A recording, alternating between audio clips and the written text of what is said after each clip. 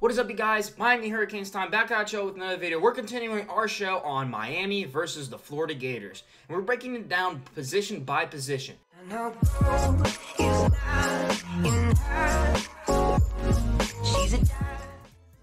stop. If you have not seen the running backs episode yet of this series, the first one, hit that link right up here. I'm going to have it in the description, also down below. Continue and start it from there. Finish that up and catch us up with us here. Now, if you've caught up now, episode 2, wide receivers are what we're breaking down. Now, the first position I'm going to start off is with the Gators. The Gators have a interesting core of wide receivers, and it's going to be looking pretty steady, I think, into this upcoming season. The first guy everyone should be wanting to know is Van Jefferson. Van Jefferson was the highest in yards wide receiver, most productive one, 503 yards, very dominant. He's staying for his another year. He's not going to NFL draft. I expect him to be the #1 target this year continuing. There shouldn't be any other reason he should not be. There's no other guy that's showing a front runner ability above him, but it could be that the other guys might merge. Now, the next guys that you want to know about for the Florida Gators at wide receiver are Josh Hammond. He's #2 probably, kind of pretty tied up, close up to the 3rd place really. It's just a matter of how many attempts you give him each. He's at 369 yards, 4 touchdowns, 13 average. As you see there in the stats, he's a pretty solid guy, 4-star recruit. He was 31st wide receiver in the nation in his respective class. Van Jefferson was 11th in the nation for his respective class. Now, the guy that's possibly going to be emerging really well as the 3rd option and might work his way up to the 1st or 2nd option is Trevor Grimes. Now, Trayvon Grimes He's has 26 receptions already, but he's coming in from OSU. He was the 6th wide receiver recruit in the nation, and he was, right up there. 5 yards short of really 2nd place. Honestly, he should be contested for 2nd, if not 1st place. I expect this guy to become quite a dominant force for the Florida Gators, and he's really good at wide receiver. Hold on. There's one other guy that I want to mention. And Florida Gators, look, I'm sorry, y'all. I did not watch as much film as I did about the U. Duh, I'm a Hurricane fan. But I'm trying to be as unbiased as I can be with this series and just looking at the stats and the breakdown and giving the lean of who has it in each position.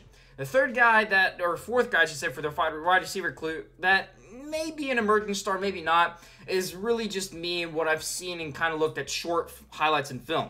Now, if you guys disagree with this one, that's okay. Let me know in the comments down below who is actually probably the emerging star coming up that may be the underdog that we're not expecting this season to be such a dominant force. For the Florida Gators, who I did select, though, it would be Cleveland. Now, Cleveland's got interesting abilities. He's a wide receiver, and he's coming up and getting a little bit more experience. He was a 3rd wide receiver recruit in the nation for his respective class. He had 200 yards last year. I expect his production to go up. It kind of went down from 2017, but I expect him to be a much more dominant force than usual. Possibly watch him. He might be on the cusp of doing some great things for the Florida Gators, and the U better watch out for these wide receivers. Now, Miami's got some excellent wide receivers too. So in this discussion of who's the better position, it's a tight race. And let me tell you from the get-go, I can't say that it's Miami without question. Florida is pretty impressive wide receiver guys, but it can't be Miami without question either. You got to really look close and break it down. But the #1 guy that all Canes fans know and are excited to have returning back to the U is Jeff Thomas. Jeff Thomas was a dominant force at 563 yards last year, and he was not even playing in all the games. This guy left the program at a time because Mark Richt was just not using this guy like he should have. This guy was #1 in the nation for quite a while at how many yards he was getting for every single daggum attempt. This guy can flat out run. He's so stinking fast. He's a 4-star recruit, the 5th wide receiver overall in his respective class. I expect this guy to just go bonkers this year. He could be an All-American.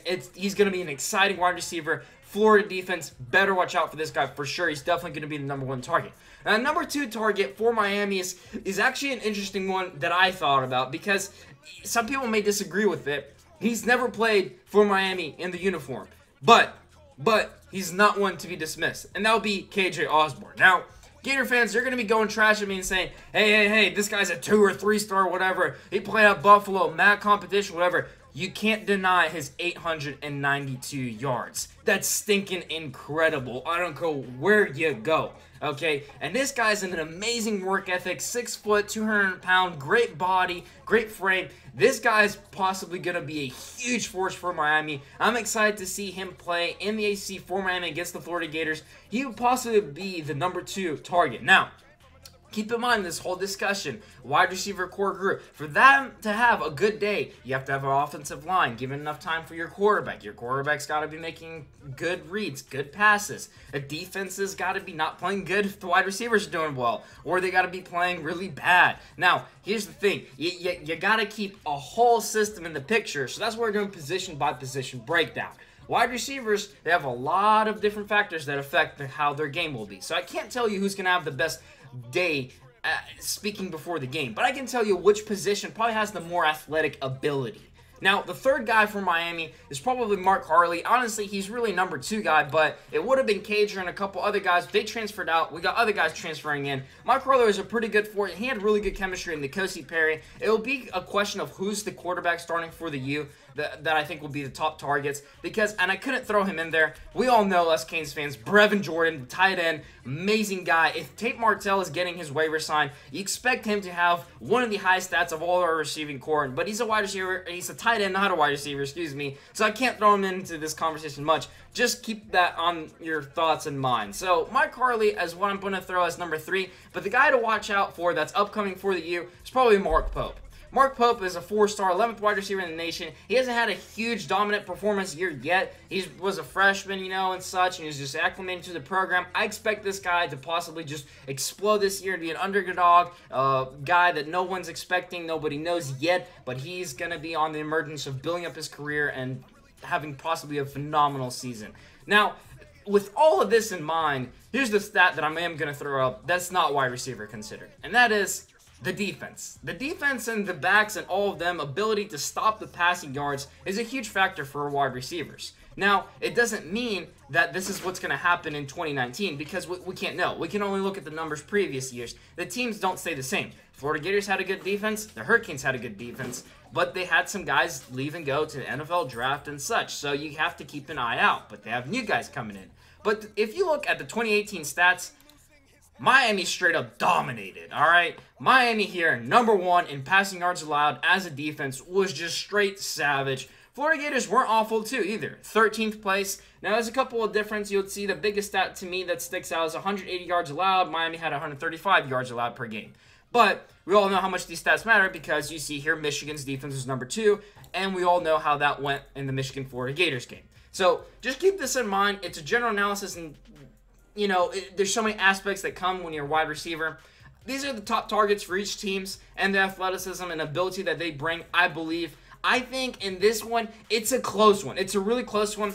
As a wide receiver athleticism group, I think Miami has the edge. Their defense is a little bit more stout. Their wide receivers, it's not a question of, oh, who do we have that can start? It's who can we choose? There's so much ability there. The Gators definitely have one of the best wide receiver core groups in the nation too. Stellar athletes. It's very, very, very close. But because of the defense, I'm going to give a slight lean to the Hurricanes. Let me know your thoughts down below, guys. Smash that like button if you enjoyed this video. Hit the subscribe button. And guys, I really appreciate you if you watched this video all the way through. I've had so much fun watching this series. Be sure to click the link at the end of the video for the next episode. That will be coming up soon. Guys, I'd really appreciate it and ask you guys to do one thing. If you ever do any shopping on Amazon, could you do one thing for me?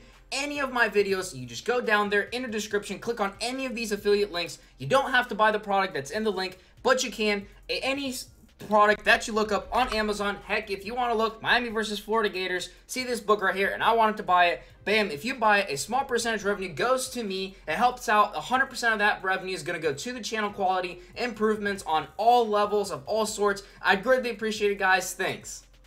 Guys, college football is a fun and crazy world. It is so tough and tight to see who's got the best athletic team, which is great when you got athletes all around. But it does not matter because at the end of the day, it's always all about the you.